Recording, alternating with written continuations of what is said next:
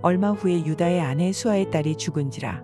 유다가 위로를 받은 후에 그의 친구 아둘람 사람 히라와 함께 딥나로 올라가서 자기의 양털 깎는 자에게 이르렀더니 어떤 사람이 다말에게 말하되 내 시아버지가 자기의 양털을 깎으려고 딥나에 올라왔다 한지라.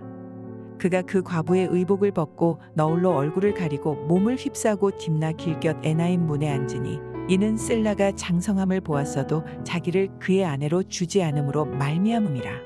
그가 얼굴을 가리었으므로 유다가 그를 보고 창녀로 여겨 길 곁으로 그에게 나아가 이르되 청하건대 나로 내게 들어가게 하라 하니 그의 며느리인 줄을 알지 못하였음이라.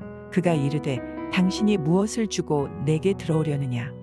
유다가 이르되 내가 내 떼에서 염소 새끼를 주리라. 그가 이르되 당신이 그것을 줄 때까지 담보물을 주겠느냐. 유다가 이르되 무슨 담보물을 내게 주랴. 그가 이르되 당신의 도장과 그 끈과 당신의 손에 있는 지팡이로 하라. 유다가 그것들을 그에게 주고 그에게로 들어갔더니 그가 유다로 말미암아 임신하였더라. 그가 일어나 떠나가서 그 너울을 벗고 과부의 의복을 도로 입으니라. 유다가 그 친구 아둘람 사람의 손에 부탁하여 염소 새끼를 보내고 그 여인의 손에서 담보물을 찾으려 하였으나 그가 그 여인을 찾지 못한지라. 그가 그 곳 사람에게 물어 이르되 길곁 에나임에 있던 창녀가 어디 있느냐. 그들이 이르되 여기는 창녀가 없느니라. 그가 유다에게로 돌아와 이르되 내가 그를 찾지 못하였고 그 곳 사람도 이르기를 거기에는 창녀가 없다 하더이다 하더라. 유다가 이르되 그로 그것을 가지게 두라. 우리가 부끄러움을 당할까 하노라. 내가 이 염소 새끼를 보냈으나 그대가 그를 찾지 못하였느니라. 할렐루야, 토요일 새벽입니다. 오늘도 새벽 말씀 큐티를 통해서 은혜 충만한 하루 되시기를 바랍니다. 창세기는 에덴에서 뱀이 여자를 속이는 이야기로 시작합니다. 그리고 그 후에 계속해서 속고 속이는 이야기들이 이어지는 것을 볼 수 있습니다. 아버지 이삭을 속였던 야곱이 아들들로부터 속았듯이 또 야곱을 속인 그 유다도 자기 며느리 다말에게 속게 됩니다. 하지만 이 속고 속이는 이야기 속에 중요한 법칙이 있습니다. 바로 하나님의 뜻이 아닌 자신의 뜻대로 하기 위해서 속인다면은 결국에 그 자신의 뜻대로 되지 않는다라는 것을 우리는 말씀을 통해서 깨달을 수 있게 된다는 것입니다. 유다의 가족사를 보면요, 6절부터 11절에 유다의 아들들이 사망했고 이제 12절에서는 유다의 아내가 사망한 것을 볼 수 있습니다. 유다의 가족사는 하나님께서 생육하고 번성하라 라는 것과는 상반된 모습을 보이고 있습니다. 그 이유는 유다의 모습이요, 유다의 마음속에 하나님의 뜻대로가 아니라 다른 모습들이 있었음을 보여주고 있는 것입니다. 오늘 본문의 시작인 얼마 후에는 다말이 이제 친정으로 보낸 이후를 말하고 있습니다.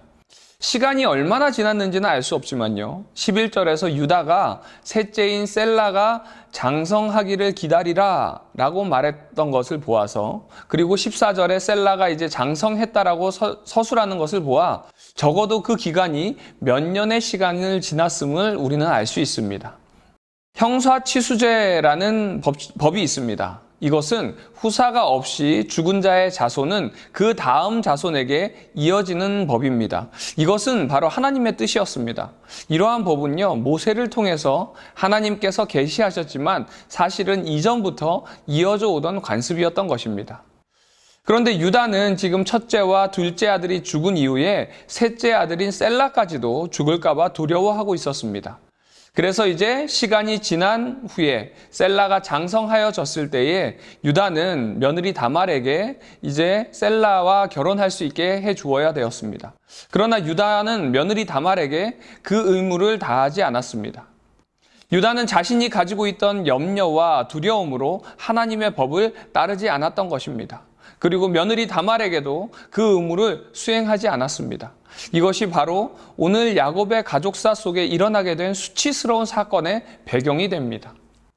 우리가 분명히 알아야 하는 것은요, 하나님의 백성은 자신의 주관적 감정이나 판단을 따르는 것이 아니라 하나님의 법을 따라 합당한 길로 행해야 한다는 것입니다. 그렇지 않다 할지라도 하나님께서는 당신의 때가 되면 적극적으로 개입하셔서 역사를 이루신다는 사실을 믿으시기 바랍니다. 그 믿음으로 주님을 바라보고 나아갈 때에 우리는 주님의 그 선한 뜻과 일하심에 동참하게 되는 것입니다. 이런 하나님의 일하심이 있지만 유다는 깨닫지 못하고요. 계속해서 자신의 뜻대로 행하는 모습들이 나옵니다. 유다가 이제 다말을 바라보았을 때에 다말의 얼굴이 가리워져서 창녀로 여겼다라고 서술하고 있습니다. 하지만 사실 얼굴을 가리는 것이요, 창녀의 표식은 아니었습니다. 그러나 유다가 그 모습을 보고 그렇게 여겼다는 것은 그의 지금 영적인 상태나 그의 도덕적 수준이 어떤 상태인지를 너무 잘 보여주는 모습입니다. 결국 다말은 유다로 인해서 임신하게 됩니다. 이 사건을 통해서 다말 역시도 시아버지를 속이는 모습이 있었지만 당시 가나안 여인의 중요한 역할은 혈통을 이을 자녀를 낳는 것이었습니다.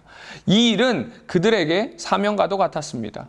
이 사명을 위해서 최선을 다해서 감당한 이 다말의 이름이 결국 예수님의 계보에 당당하게 기록된 것을 보면 하나님께서 다윗과 예수님의 조상인 베레스를 낳는 이 일을 얼마나 선하게 사용하셨는지를 우리는 볼 수 있습니다. 하나님께서는 우리의 부족한 부분도 결국 다른 부분을 통해서 이루어 가심을 우리는 보게 됩니다. 언약의 당사자인 유다와 그의 아들들의 잘못에도 불구하고 하나님께서는 결국 다말을 통해서 당신의 계획을 성취하셨습니다. 물론 다말이 온전히 거룩한 여인은 아니었습니다. 그러나 죽은 남편의 자손을 낳고자 하는 그 다말의 열정을 수치와 모욕과 죽음까지도 불사한 용기 있는 그 행동을 하나님께서는 귀하게 사용하셨다는 것입니다.